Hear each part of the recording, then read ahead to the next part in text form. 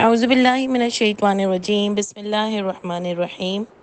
جی آل عمران کی ہم نے 158 آیت پڑھی، اور آپ دیکھیں کہ بہت بہت پیاری آیتیں چل رہی ہیں، بہت خوبصورت سبق مل رہا ہے، اور عام روٹین کے لیے بھی بڑا زبردست پیغام یہاں سے ہم کو مل رہا ہے۔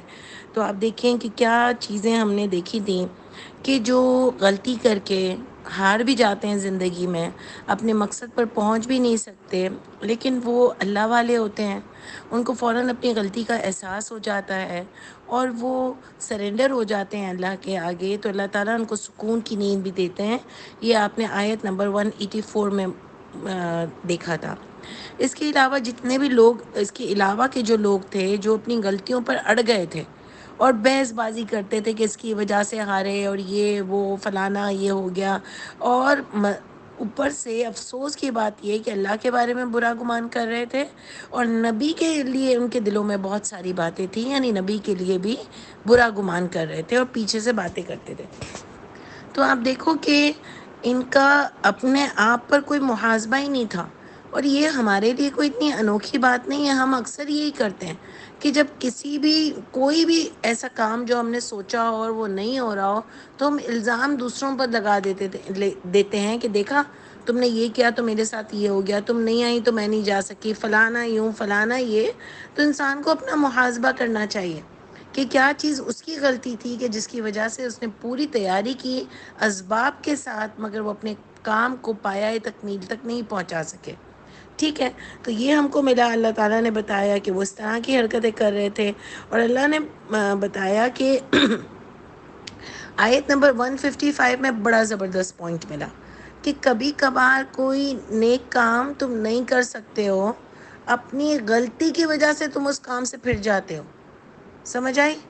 تو ہم کو ریئلائز کرنا چاہیے کہ میں کوئی نیک کام کر رہی ہوں، کسی کو پیسے دینے، کوئی اللہ کے لیے نکل رہی ہوں، کوئی دوسری چیزیں کر رہی ہوں، تو میں رک جاتی ہوں، میں درس دینا بند کر دوں، میں کلاس لینا بند کر دوں، میں تہجد پڑھنا بند کر دوں، میری کوئی نماز ضائع ہو جائے، میں سوشل ویلفیئر کے کام کرنے میں بند کر دوں، تو یہ سب میرے کوئی گناہ ہوتے ہیں جس کی وجہ سے شیطان مجھے پسلاتا ہے۔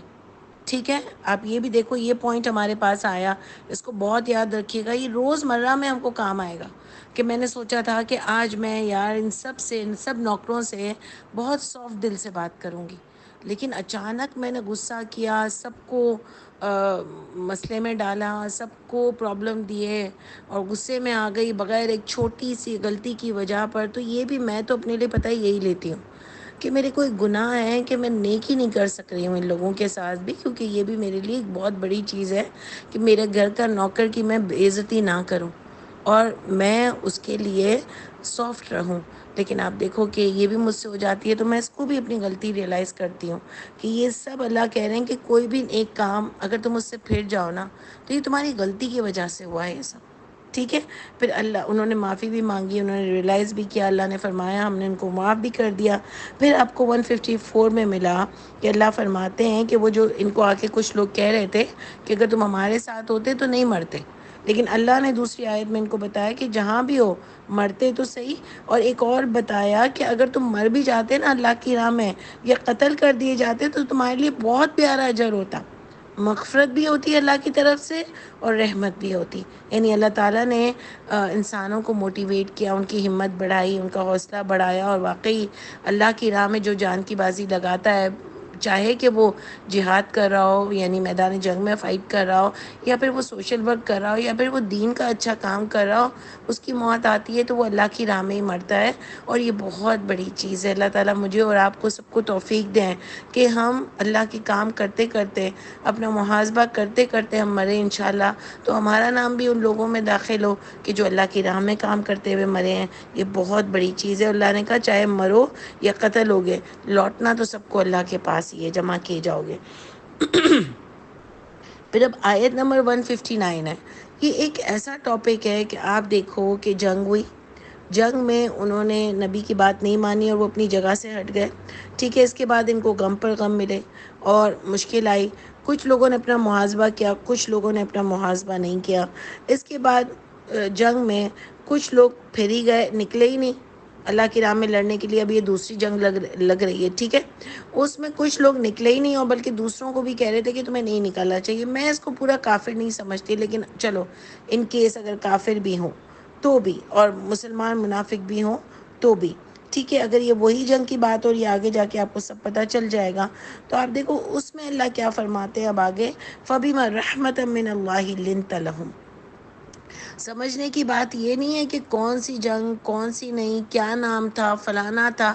بات جو اللہ تعالیٰ یہاں پر ہم کو جو نام نہیں دیے نا اللہ نے جنگوں کے، اور اللہ جو مجھے اور آپ کو سکھانا چاہ رہے تھے نا، وہ ہم کو سیکھنا ہے یہاں سے. سمجھ آ رہی ہے؟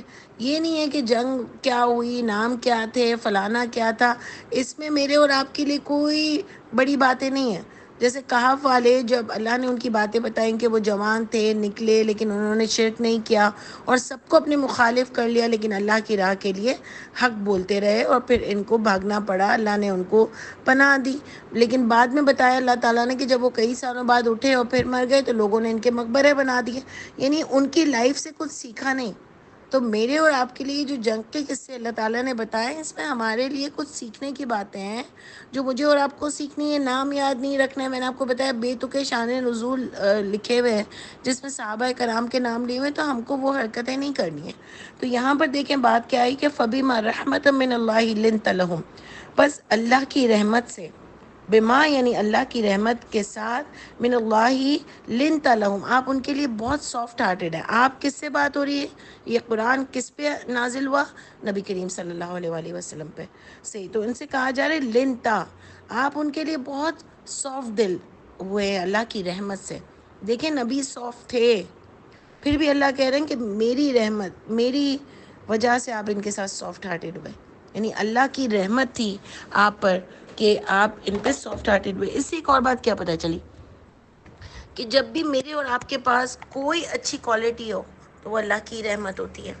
ہم اپنے آپ کو بہت پراؤڈ ہو جاتے ہیں کہ میں تو ایسی، میں تو ویسی، میں تو فلانا، لیکن یہ اللہ کی رحمت ہوتی ہے. نبی کریم صلی اللہ علیہ وآلہ وسلم جیسی پرسنالٹی کو اللہ فرماتے ہیں کہ اللہ کی رحمت سے آپ ان کے لیے بڑے نرم دل تھے. یہ پوائنٹ ٹو بی نوٹڈ ہے. پھر اس کے بعد وَلَوْ كُنْتَ فَظًّا غَلِيظَ الْقَلْبِ، اور اگر ہوتے ہیں آپ تنگ خو، غصے والے، سخت ان کے اوپر، غلیظ القلب یعنی سخت دل، لَانفَضُّوا مِنْ حَوْلِكَ، وہ آپ کے ارد گرد سے ہٹ جاتے. یعنی آپ کے ارد گرد سے وہ چلے جاتے. اگر آپ یہ ہوتے، کتنا آپ سوچو کتنا نبی کا ایک دماغ کا لیول ہوگا. اتنے سارے لوگ ہوں گے، الگ الگ چالیں چل رہے تھے، لیکن اس کے باوجود بھی نبی ان کے ساتھ سافٹ رہتے تھے اور سب کو ڈیل کرتے تھے. یعنی آپ سوچو ایسے ہی تو نہیں چن لیے گئے تھے نا اللہ تعالیٰ کے کاموں کے لیے. اتنی بڑی پرسنالٹی تھی اور اتنے زبردست قسم کے انسان تھے، اور کتنا ان کے اندر دل جگرا ہوگا. بھائی ہم تو تھوڑی سی چیز میں ہائپر ہو جاتے ہیں. یہ پورے ایک امت کو سنبھالا ہوا تھا، ہر کوئی آ کے ان سے ڈسکشن کرتا تھا، پھر ان کے فیصلوں پہ غلط باتیں بھی کرتا تھا، بہت ساری چیزیں کرتے تھے جو ہم کو قرآن سے مل رہا ہے. لیکن اس کے باوجود بھی نبی آپ سوچو کیسے ڈیل کرتے ہوں گے. الحمدللہ، ماشاء اللہ. یعنی کیا شان، کیا کریکٹر ہوگا ان کا کہ اللہ کرے ورنہ وہ ہٹ جاتے. فاعف عنہم یعنی نبی بھی ان سے ناراض تھے کیونکہ انہوں نے جو حرکت کی تھی. تو اللہ نے کہا ان کو آپ درگزر کیجئے. واستغفر لہم، ان کے لیے بخشش مانگیے. حالانکہ آپ دیکھیں ایسا نہیں ہے کہ نبی کریم صلی اللہ علیہ وسلم بخشش نہیں مانگتے تو ان کو معافی نہیں ملتی، یا کسی کو نبی کریم صلی اللہ علیہ وسلم بخش دیں تو اللہ بھی بخش دیں گے. کیونکہ اللہ قرآن میں فرماتے ہیں کہ آپ 70 بار بھی معافی مانگیں ہم ان کو معاف نہیں کریں گے، کیونکہ لاسٹ فیصلہ اللہ کا ہی ہوتا ہے. ہم بھی دوسروں کے لیے کہتے ہیں نا کہ اللہ تعالیٰ معاف کر دیجئے، ان کو معاف کر دیجئے، یہ کر دیجئے، ہمارے ماں باپ کو معاف کر دیجئے. نبی کی پرسنالٹی بھی بہت بڑی تھی. اللہ نے کہا ٹھیک ہے اب ان سے ہو گئی، آپ ان سے درگزر کیجئے. دیکھیں درگزر کا کتنا سبق سکھایا گیا ہے اس میں. حالانکہ ان لوگوں کی وجہ سے جنگ ہاری گئی، یعنی مسلمان نیچے ہوا، پھر بھی اللہ تو اتنے پیارے ہیں کہ معاف کر دیتے ہیں. اور نبی کریم صلی اللہ علیہ وآلہ وسلم کو بھی کہہ رہے ہیں اب درگزر کرو. یعنی نبی تو ویسے ہی بہت درگزر کرتے تھے، لیکن سوچو یہ اتنی بڑی بات ہو گئی ہوگی کہ نبی بھی تھوڑا ناراض تھے. اب پورا وہ سیناریو سوچو، پورا وہ سیناریو دیکھو کہ نبی بھی تھوڑا ناراض تھے. اللہ نے کہا آپ ان کو معاف کر دیں، ان کے لیے بخشش مانگے. وَشَافِرْهُمْ فِي الْأَمْرِ، اور ان کو تھوڑا اپنے سے کلوز کیجیے، ان سے مشورہ کیجیے کاموں میں. سوچو اللہ کیسے پرسنالٹی بنا رہے ہیں کہ ایک وقت میں جنہوں نے بہت گناہ کیا، جو بدنام ہوئے، جن کو لوگوں نے بھی دیکھا کہ دیکھو یہ لوگ کیسے بیک آؤٹ ہو گئے تھے، ان کے لیے اب کہہ رہے ہیں کہ ان کے لیے بخشش بھی مانگیں، ان کو موٹیویٹ بھی کریں، ان کو درگزر بھی کریں، اور پھر ان سے مشورہ بھی لیں، تاکہ لوگوں کے دل میں بھی ان کے لیے ایک اچھی بات آ جائے. یہ ان کے لیے ہمت کا باعث بنے گی اور یہ اچھے انسان بنیں گے. میں نے آپ کو شروع میں کہا تھا نا کہ اللہ تعالیٰ اس طرح آزما کے مسلمانوں کو ستھرا کرتے ہیں اور پھر ان کے اندر سے ان کی برائیوں کو دور کرتے ہیں اور ان کو ایک بہت پیارا مضبوط انسان بناتے ہیں. اس کے لیے نبی کو بھی اللہ تعالیٰ یہ دے رہے ہیں کہ لیڈر کو کیسا ہونا چاہیے کہ آپ ان کو معاف بھی کرو، پھر ان سے مشورہ بھی کرو. سمجھ آ رہی ہے؟ یعنی بچوں سے غلطی بھی ہوتی ہے، پھر بھی یہ نہیں کہ آپ ان کو ہر وقت مارتے ڈانٹتے ہی رہو. کچھ زیادہ نوٹی بھی ہوتے ہیں، کچھ زیادہ آپ کی بات بھی نہیں سنتے، پھر ان کو آپ وہ کرو، موٹیویٹ کرو، پھر ان سے اپنی گھر کی چیزوں میں بھی مشورے لو. وہ جتنا آپ اس کو عزت دو گے وہ اتنا ہی پیارا انسان بنے گا. اس سے محبت آپ اس کو دو گے تو وہ محبت کے لیے پیارا انسان بنے گا.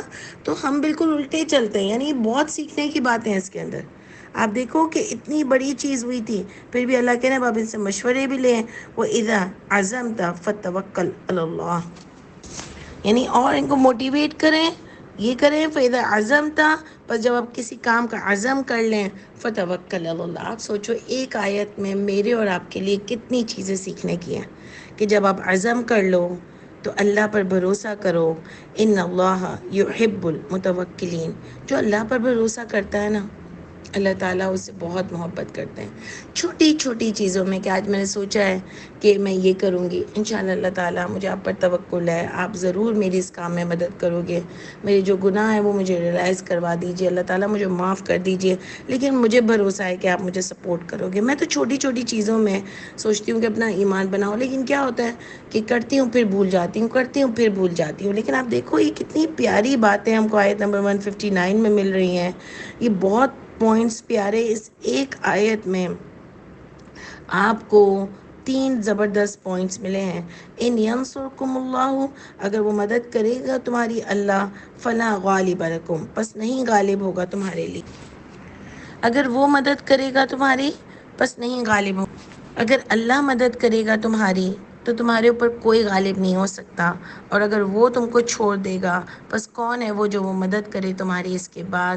وَعَلَى اللَّهِ فَلْيَتَوَكَّلِ الْمُؤْمِنُونَ. آپ سوچو کتنی پیاری بات ہے کہ اگر اللہ میری اور آپ کی مدد چھوڑ دیں گے نا تو کون ہماری مدد کرے گا. اور اللہ کی مدد کو اپنے ساتھ رکھنے کے لیے آپ کو آیت نمبر 152 میں کیا ملا تھا، غور سے دیکھیے کہ جب تم نے سستی دکھائی، اللہ سے وعدہ توڑا. ٹھیک ہے، اللہ نے تو اپنا وعدہ سچا کیا تھا، لیکن تم نے اپنا جب وعدہ توڑا تم سے مدد لے لی گئی. تم نے نافرمانی کی، تم سے مدد لے لی گئی. تم نے جھگڑا ڈالا، تم سے مدد لے لی گئی. یعنی جب بھی میں اور آپ اللہ کی نافرمانی کریں گے، اللہ کے کاموں میں سستی دکھائیں گے، اگر ہم ایسی حرکتیں کریں گے تو اللہ کی مدد ہم سے چھین لی جائے گی. ہم اپنے پیسے سے کسی غریب کی مدد نہیں کریں گے، اپنا پیسہ نہیں نکالیں گے، اللہ کے حکم نہیں مانیں گے، اللہ کے لیے کچھ کریں گے نہیں، تو ہم سے بھی اللہ کی مدد چھین لی جائے گی. سوچو، اور یہ کتنے پیارے ورڈز ہیں کہ اگر اللہ تمہاری مدد کرے گا تو تم ہی غالب رہو گے. یعنی اگر آپ سچے ہوگے اپنی جگہ، گھر کے معاملات میں بھی، باہر دنیا کے معاملات میں بھی، اگر آپ سچے ہوگے تو ٹائم بھی مشکل آئے گی لیکن غالب آپ ہی رہو گے. گھر کے معاملات میں بھی اگر آپ اسٹریٹ ہوئے یعنی بالکل سچے ہوئے، خالص ہوئے، پیور ہوئے، کسی کے ساتھ زیادتی نہیں کی، اللہ کی نافرمانی نہیں کی، اور پھر بھی آپ کے ساتھ کوئی پلاننگ ہو رہی ہے تو آپ غالب رہو گے. ٹائم بھی کچھ مشکل آئے گی لیکن توکل رہا تو آپ غالب رہو گے.